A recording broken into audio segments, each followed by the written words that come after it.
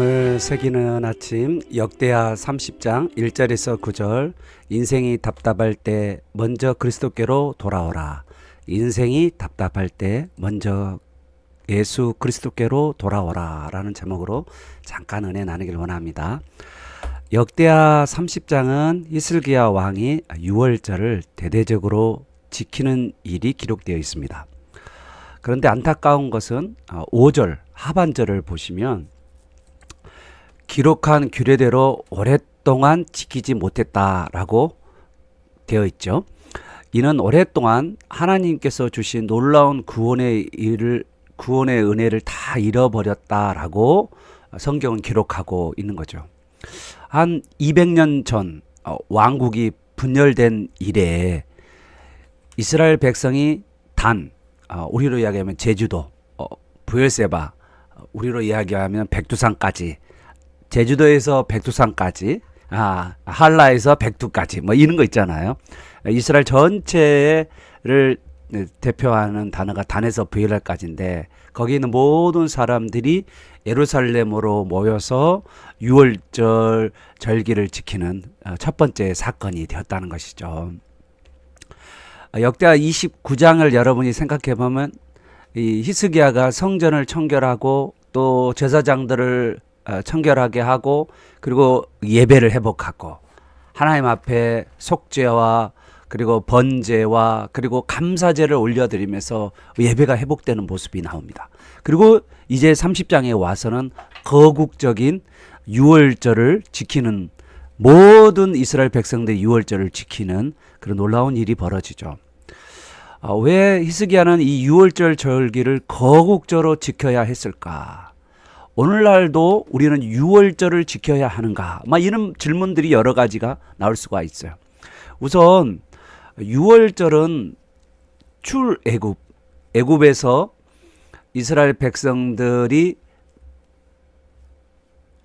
이집트의 압제에서 벗어나서, 이집트의 박해와 폭압에서 벗어나서 자유로운 하나님의 백성으로 살기 위해서 하나님께서 부르신 그 사건 가운데 있는 그날을 기념하는 그 유월절인 거죠. 이 유월절은 이스라엘 백성들이 뭐가 대단해서가 아니라 하나님의 일방적 구원의 역사라고 말할 수가 있습니다.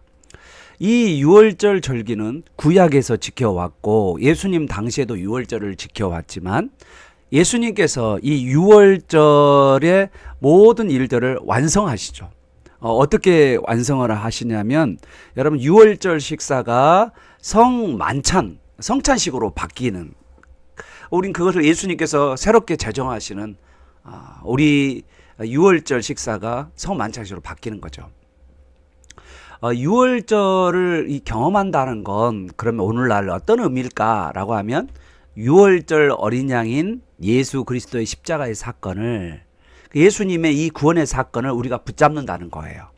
우리가 어떠한 어려움 상황 가운데서도 예수 그리스도의 십자가 아래에 있는, 십자가 아래 그 피 아래에 있는 그 구원받은 하나님의 자녀로서의 정체성과 일체성을 세워가는 것이 바로 유월절이라는 거죠. 우리가 공동체로 구원을 얻었고 이스라엘 백성도 공동체로 구원을 얻었는데, 그러한 공동체의 구원에 대한, 그리고 그것에 대한 모두가 고백하고 나아가는 것을 말합니다. 그래서 오늘날 우리가 유월절을 요즘에는 어떻게 지키는, 고난주간을 지켜가는 가운데 그 고난 가운데 함께 동참하는, 그리고 예수님과 함께 우리가 죽고 예수님과 함께 사는 그러한 일들이 바로 고난주간과 이 부활주간에 우리가 지켜져 가는 것이죠. 이 나를 위하여 죽으신 그 예수 그리스도를 계속해서 우리가 생각하게 하는 날이라고 말할 수가 있습니다. 내가 지은 죄로 인하여서 이 죄값에 팔려가지고 사탄의 노예가 됐던 자들, 그러죠? 우리가 사탄의 노예가 되었죠. 그런데 예수 그리스도의 피로 말미암아서 노예에서 해방이 되어 자유한 자가 되고 하나님의 백성이 되었다. 이것이 바로 유월절을 지키는 궁극적인 목표라는 거예요. 히스기야가 왕이 되었을 때 사실 북이스라엘 나라는 아수르 제국에 의해서 멸망했어요. 남쪽 유다도 이 아수르 제국에 의해 공격을 받아서 거의 폐허가 되다시피 할 때였습니다. 왜냐하면 그걸 어떻게 알 수 있냐면 6절에 보면 아수르의 왕의 손에서 벗어난 자라고 돼 있잖아요. 아수르의 왕의 손에서 벗어난 자. 9절에서는 너희 자녀가 사로잡힌 자들에게서 다시 이 땅으로 돌아오리라는 말을 근거로 하면 이 아수르 제국에 의해서 이미 북이스라엘 나라는 멸망한 거예요. 여러분, 북이스라엘 멸망한 때를 남쪽 유다 왕이 누구냐면 히스기야 왕인 거죠. 예, 지금 우리 히스기야 왕을 보고 있잖아요. 그래서 이미 북이스라엘 나라는 멸망한 거라고 볼 수가 있습니다. 남쪽 유다 백성에게서 이 북이스라엘의 멸망은 엄청난 충격이 아닐 수 없었어요. 그리고 지금 이제 남쪽 유다 나라도 말하자면 진짜 바람 앞에 있는 등불과 같은 풍전등화의 상태로 절명의 위기 가운데 있다는 거죠. 히스기야는 지금 너무나도 엉망으로 살아온 북이스라엘과 남쪽 유다 사람들에게 다시 원점으로 돌아가자, 다시 시작하자라고 지금 운동을 일으키고 있는 거죠. 뭐 오늘날로 이야기하면 다시 복음 앞으로 뭐 이런 거 있잖아요. 다시 복음 앞으로 뭐 이런 거. 이스라엘 백성들의 원점은 어디냐라고 이야기하면 출애굽이죠. 출애굽. 애굽 나라에서 그 압제에서 벗어나서 이제 하나님의 능력으로 구원의 역사로 말미암아 이스라엘 나라가 세워져 가는 그때가 원점이죠.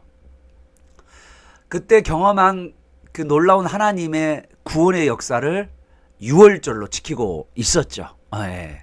근데 이 히스기야는 이 유월절을 지키면서 다시 유월절을 다시 회복하면서 남유다 나라의 백성뿐만 아니라 북이스라엘의 포로로 붙들려 가지 않고 남아있는 사람들, 그러니까 대부분 똑똑한 사람들이 다 포로로 끌려가서 살지만 그러나 북이스라엘에 남아있는 사람들에게도 함께 유월절을 지키자고 초청을 하고 있는 거죠.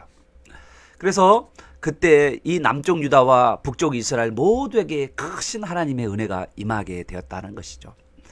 하나님의 백성이 놀라운 복을 받는 비결이 있어요. 우리 믿는 자들이 복을 받는 비결이 있는데 그것은 자신들이 이 부흥을 잃어버리고 길을 잃어버렸다고 생각되는 그때 내가 길을 잃어버렸어. 인생에 방황하고 있어. 나의 삶이 이렇게 지금 계속해서 뺑뺑이 돌고 있어 라고 하는 그때에 우리는 모든 것을 우선은 버리고 오직 예수 그리스도의 십자가로 돌아오는 그 일이 가장 먼저 중요하고 앞서 해야 한다는 것이죠. 다시 오직 예수님으로 충만하는 그것이 너무나도 필요한 것입니다. 우리 목회자들이나 우리 성도님들이 그동안에 쌓아왔던 예수님보다 더 사랑했던 우상을 완전히 버리고 내가 정말 좋아하고 거기에 매여 살아가는 그것을 버리고 그리고 오직 예수 그리스도의 십자가만을 붙들었을 때 놀랍게도 그동안 우리의 마음을 누르고 있던 무거운 짐들이 갑자기 벗겨지고 그리고 두려워했던 모든 저주들이 사라져버리고 그리고 놀라운 영적인 자유와 기쁨을 되찾게 된다는 사실을 여러분 믿으시길 바랍니다. 우리의 삶 가운데 벌어질 수 있는 모든 그런 하나님으로부터의 징계와 나의 죄로 말미암아서 받게 되는 모든 어려움들이 한순간에 회복되는 놀라운 역사가 일어난다는 거예요. 이게 바로 예수 그리스도의 구원의 은혜라는 거예요. 히스기야가 유월절을 지키려 했던 이유가 있어요. 그거는 바로 우리 마음의 우상을 버리라는 거예요. 그리고 그리스도, 예수 그리스도와 그리고 하나님의 말씀의 종으로 다시 살기를 선언한 것이 바로 유월절입니다.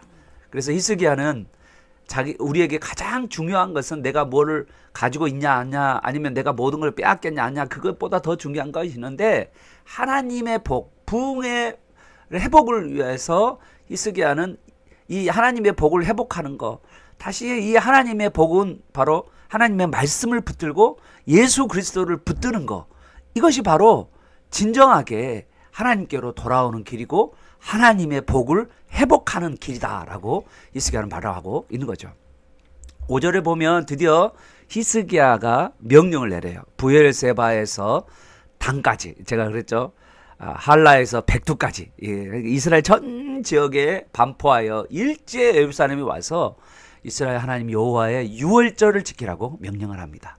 자, 이렇게 명령을 하니까 이제 6절에 보니까 보발꾼은 소식을 전하는 연락병 같은 거예요. 그런 사람들이 왕과 방백의 편지를 가지고 왕의 명령을 따라서 이스라엘과 남유다에 두루 다니며 전합니다.